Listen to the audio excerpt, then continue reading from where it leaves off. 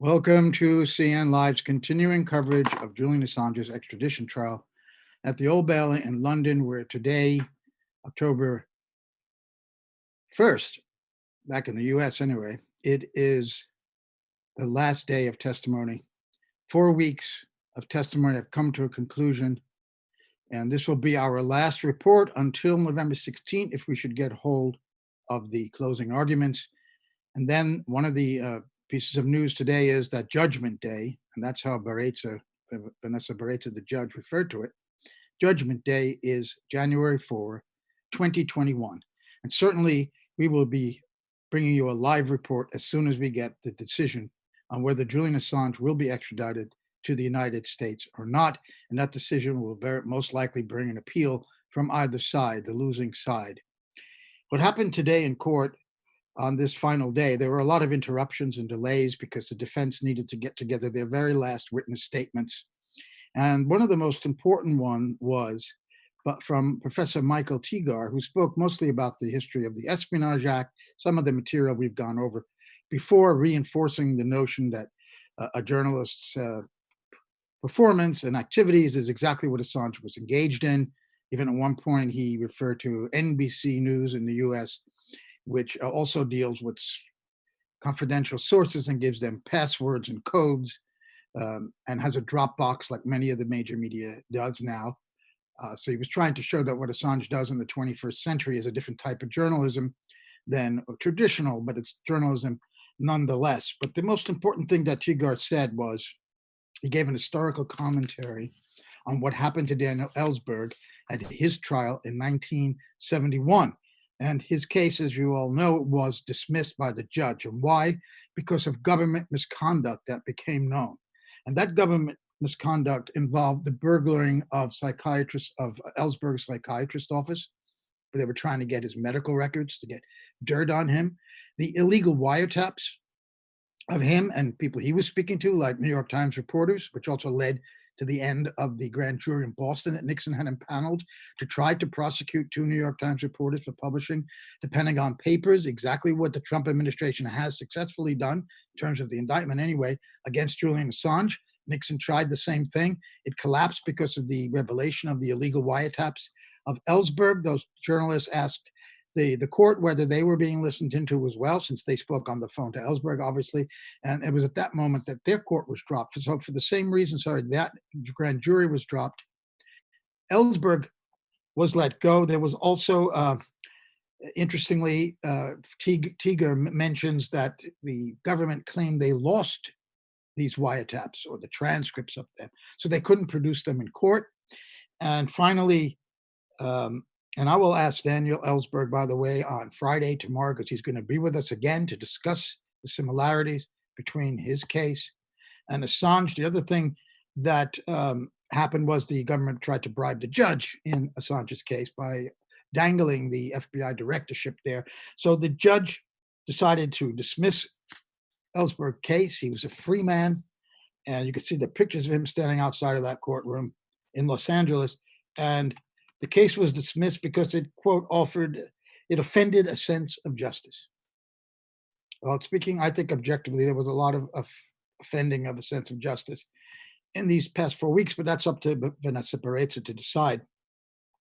Clearly, the implication of what Tigar said was that this government misconduct against Ellsberg is very similar to the government misconduct we heard, particularly yesterday and a little bit more today, of the testimony of those 2 anonymous Spanish witnesses, former employees of UC Global, in discussing the vast surveillance system set up by their company in a contract with a US intelligence agency, and also discussions of plots to kill, to poison Assange or leave a door open at the embassy, which actually did happen, although no kidnapping happening. Apparently, because a lot of activists were there that night sleeping in tents outside the embassy, and they made it not possible for anyone to enter. Although there was, by the way, that instance where Assange was woken up in the middle of the night by someone apparently trying to get in his window. By being woken up, he frightened them off. It's something Consortium News published at the time. I think we were the first. We got an inside source at WikiLeaks to tell us, and it turned out to be true. Assange testified about that incident. So there were, it seems, attempts to kidnap him. They were foiled. The poisoning never obviously happened, thank God. There was an instance, by the way, also in kind of a parallel with Daniel Ellsberg. Ellsberg always said that the Nixon administration were trying to physically harm him.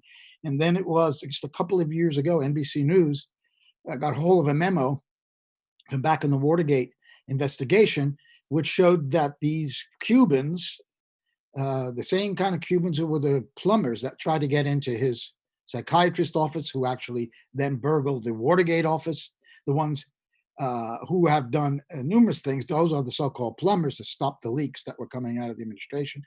They were a bunch of kind of gangsters, these Miami Cubans, and they showed up in Nixon's dirty work, sort of a little force that he had on the side for whatever he wanted to do. Anyway, this memo came out and showed that they actually went to Washington. They flew up from Miami.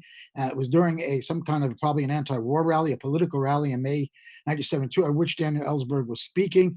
And the memo that was released in 2017 by a government memo from back in the Nixon administration said that they actually wanted to totally incapacitate him. Ellsberg doesn't think they were trying to kill him, but that they just wanted to rough him up and beat him up. So there are strong parallels. And Daniel Ellsberg himself, as I mentioned yesterday, emailed several people, including me, in which he was quite excited to hear what the Spanish witnesses had to say, because he drew direct parallels about what happened to him, the government misconduct that he had his case thrown out, and this kind of government, extreme government misconduct against Julian Assange. I should say, however, that Judge Peirce said at the very beginning of this case that she, unlike, and this was for keep the speed of the court, she wanted this thing moving all the time, as many judges do, to the point where she said she wouldn't rule on various pieces of evidence whether they were admissible or not. She would hear everything, and at the end of the court, which we've now reached today, and when she's making her final decision, which is going to come on January 4th, she would decide in that process what is admissible or not. So you have to hold out a possibility that she might find the Spanish witnesses not to be admissible. The government said, Lewis, that they found this testimony to be irrelevant to Assange's case, which is quite a stretch because it's not about somebody else that happened. It's not talking about what happened to Ellsberg. It's talking about what happened to Assange, that they talked about poisoning him, that they had a surveillance on him 24/7, particularly of his lawyers preparing this case. The government prosecuting had eavesdropped on the defense preparations for this case. And that was made clear again today. So how that could be seen as irrelevant is a stretch as far as I'm concerned, but Peirce can decide that wasn't admissible. She did grant anonymity to these witnesses. She had to do that. They have it in Spanish court. They needed it for the British court. She did give it to them, so she wanted to listen to this testimony. Another thing is, Mark Summers, one of the defense attorneys, informed her that now that the testimony period is over, he would inform her if there's any developments in the Spanish case. So clearly, if between now and January 4th, there is a resolution of that case, that would, and Morales is actually convicted of spying on Assange and money laundering and some of the other charges, that would be strengthen this argument by Assange's defense, because that would mean that the witness testimony that we heard in the British court contributed to a victory in court, that it contributed to a conviction. So I think that would strengthen the evidence, but it's evidence nonetheless that this company working with the U.S. intelligence agency surveilled Assange 24/7 and even considered assassinating him. So Tigar also then just talked about the historical significance of WikiLeaks, et cetera, as many witnesses had said. Next up were some statements from Gareth Peirce, a well-known British attorney who is on Assange's legal team for quite some time now. And in fact, Edward Fitzgerald, one of the other defense attorneys, was reading parts of her 7 statements, I believe it was, And part of that was to go over the evidence again that we heard yesterday from the Spanish witnesses, the anonymous witnesses. And at one point, Vanessa Barreza cut him off and said, we heard this yesterday. So he then talked about something quite new and disturbing, is that, of course, when Assange was dragged out of the embassy in April of last year, his belongings were left behind at the embassy. And the Ecuadorian government took them, put them, and this came out in this statement, put them in diplomatic pouches, including memory sticks, everything. His computer, I presume, was sent back to Ecuador. And Assange's Ecuadorian lawyers were able to determine that that was, to no surprise, sent on to Washington. So the U.S. still holds his private property that the WikiLeaks lawyers cannot get back. So that's an important thing that Barreza heard. Kind of another misconduct as well. So they get hold of his property, because he was arrested for skipping bail. And for being arrested for skipping bail, he had all of his property seized and sent eventually to the United States via Ecuador. Another point being made by Gareth Peirce was the chilling effect on Assange's legal team working on this very case in what they heard from the Spanish attorneys, that while they were speaking to Assange in the embassy about what they presume would be this case and then became this case, the extradition request from the US, and that the surveillance of the lawyers and the privileged conversation between Assange and his attorneys has had a chilling effect, creating anxiety and fear amongst the lawyers now that they're still being somehow monitored, which I think was quite interesting. Yes, he told her he would alert her, Fitzgerald did, if he gets any updates from Spain. Then they tried to put in at the last moment a piece of evidence, a statement by William Barr, the Attorney General of the United States, made on September 15th. And the defense, Lewis, strenuously opposed this. They said that it should have been put in at that time. It's, they had no time to look at it. And Fitzgerald said that that was absurd because it was their own attorney general, their own prosecution team, the one heading their prosecution team, basically. And they should have known what he had to say, that it wasn't the defense hiding this statement that was published, by the way, in the New York Times. But Barreza is very clear she doesn't want any new evidence come into this case at this last hour before the testimonies were ended. She doesn't want any kind of evidence coming during the period of 4 weeks of closing arguments unless it's something very dramatic. Fitzgerald had agreed to that when she granted the 4 weeks. She ruled today that whatever Barr had to say was not dramatic enough, was not dramatic enough to allow the admission, even though the testimony period was still open until just about an hour or so ago. Now, what did William Barr say? He was made a speech in Washington, and he said that the executive branch has, quote, virtually unchecked discretion, close quote, on who the government prosecutes. The longer quote is that the executive branch has discretion. He said discretion, quote, is invested in the executive branch to determine when to exercise prosecutorial powers. Now, why is this important? Because this goes to the argument that this is a politically motivated case. This goes together with what Cassandra Fairbanks testified, that Assange ordered the arrest, and goes back to statements by Sessions when he was the Attorney General, Barr, and certainly this statement now shows that it's Bill Barr's belief, and he's the sitting Attorney General, that the executive branch, the president, can say who to prosecute and who not. So that's very controversial. That's the Chinese wall, by the way, that was discussed by Lewis, that there should be no political interference in the Department of Justice, and criminal prosecution should not be politicized. And here Barr is openly saying in his speech that he believes it should be. He actually believes in politicized prosecutions, that the elected official, the president, and his appointee, the Attorney General, should drive this even from political reasons. So that is part of the three arguments, and that's what I'm going to close with. My closing argument about the closing arguments, which are the three facets that the defense said would be in their closing arguments to be delivered on November 16th. The government side then wants 2 more weeks to respond to that. As far as we know now, that probably be just in written submissions, and we really hope we get that. And if we do, we'll be broadcasting that night, and I will certainly be reporting it, the pages of Consortium News. So the three arguments of the defense in their closing submission will be: one, political motivation, just what we've been talking about, the interference by the executive branch in prosecutions, which Bill Barr admitted and actually not only condones but promotes, and that's why they wanted to get that statement from Barr in today, but she denied it. Um, Selective prosecution is an argument of political motivation because Assange being prosecuted for under the Espionage Act for only publishing documents, as we were told all the time at the beginning of this hearing, that had informants' names in them.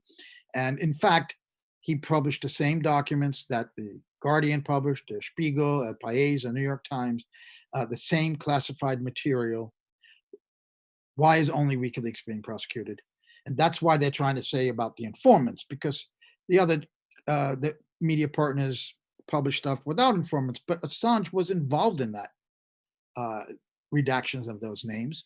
And then we also later heard, of course, that the unredacted cable was made known because for the book by David Lee and Luke Harding, the password was published, and it finally got published by Pirate Bay, and then by Cryptome, but on the day before WikiLeaks did. So two outlets published the unredacted cables with the names because they got the password from the Guardian journalists, and Assange only then published the unredacted cables.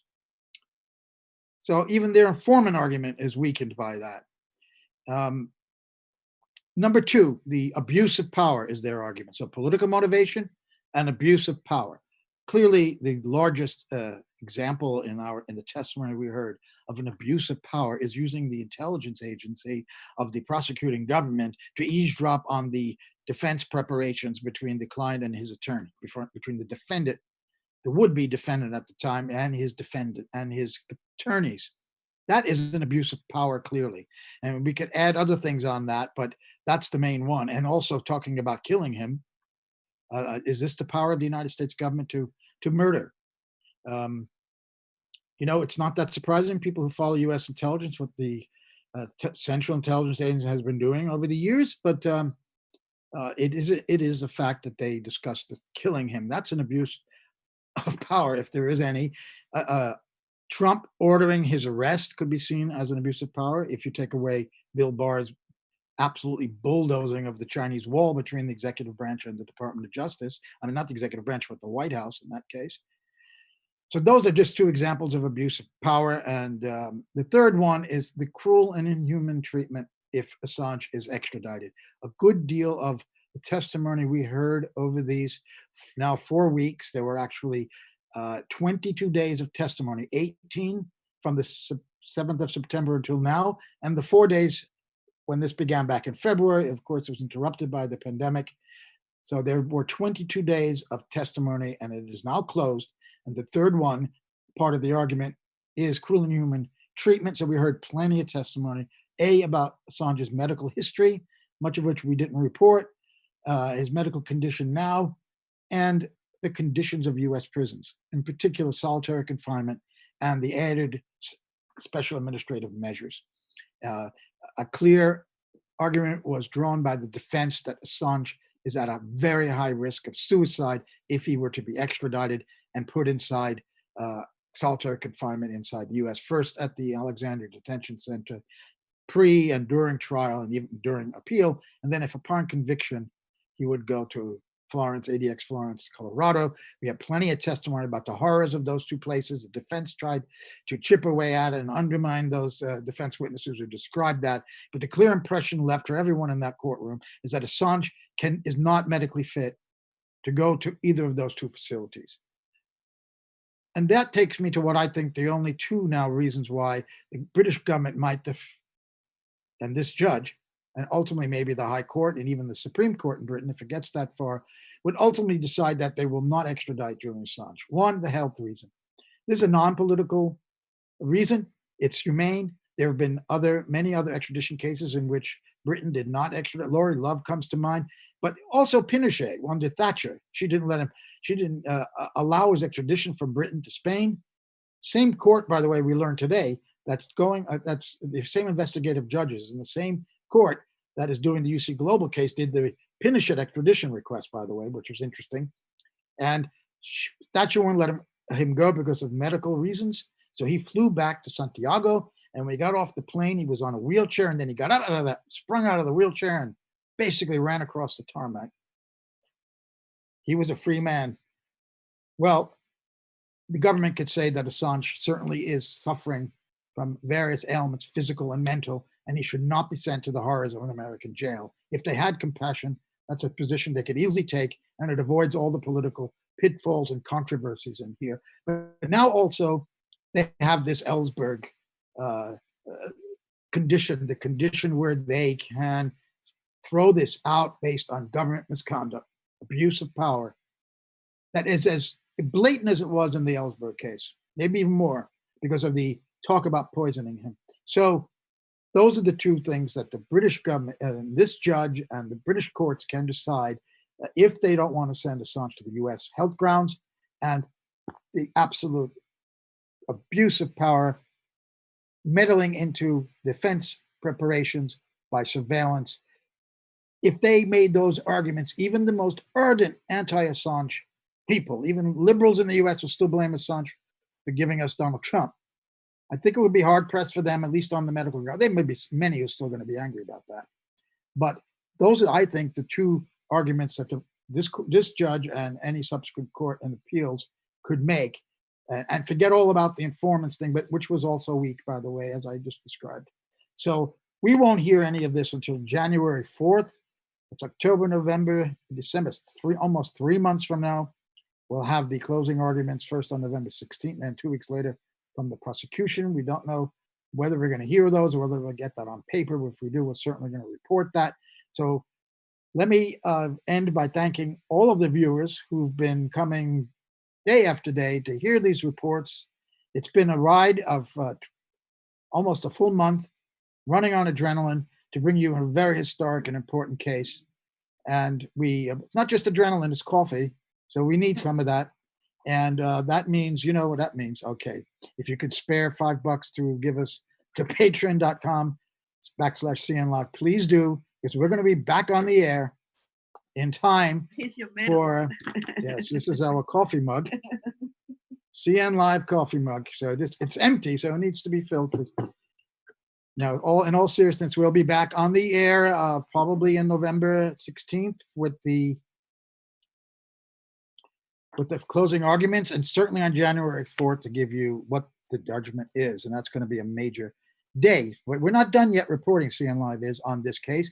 In fact, on Friday, since the case ended on Thursday, we're having our weekend show on Friday, and we're going to have a huge number of important guests. First of all, Daniel Ellsberg will join us to talk about the things I've mentioned tonight, and that's key. Daniel was on 2 weeks ago, but we're having him back because of this Spanish testimony that reminded him so clearly of what the government misconduct was in his case, which led to his release. And we're going to have also John Kiriakou, a former CIA agent who's been a frequent guest of ours and is a columnist at Consortium News. We have 2 Australian journalists who I think have agreed now. That's Mary Kostakidis and Andrew Fowler. Mary Kostakidis was a very well-known TV news presenter here, and Andrew Fowler is probably the leading journalist on WikiLeaks. He's written now an updated version about the most dangerous man in the world, Julian Assange. So we had them on the opening show, the curtain raiser, and we're going to have them on the closing show to talk about their impressions of this case. And we are also trying to get a few other guests right now, and you will. Of course, we're going to have Alexander McCurris, our legal analyst, that goes without saying, he's on the team now. And Alex, by the way, was inside the courtroom. He emailed me as he was in a car going to Old Bailey. So he was able to see the afternoon session, which had substance in it. So it wasn't just some procedural arguments. And I'm glad Alex will be talking to us about that as well. Ellsberg, Kostakidis, Fowler, McCurris, our co-host, of course, Elizabeth Voss, myself, and we're acting on trying to get 2 more guests. We have in the time zones of the West Coast, East Coast of the U.S., Europe, and Australia, where they are, is going to be very difficult. So we're going to tape the Australian portion of this and go live with Ellsberg, Kiriakou, Makuris, and maybe one other guest in London we're trying to get who has a lot of insight into what happened in the embassy. And I think that will be the bulk of what we will be discussing on Friday. So tune in tomorrow. That will be, again, this 12 noon Eastern Daylight Time, 9 a.m. on the West Coast, 5 p.m. in London, 6 p.m. in Central European Time, and 10 p.m. in Australia.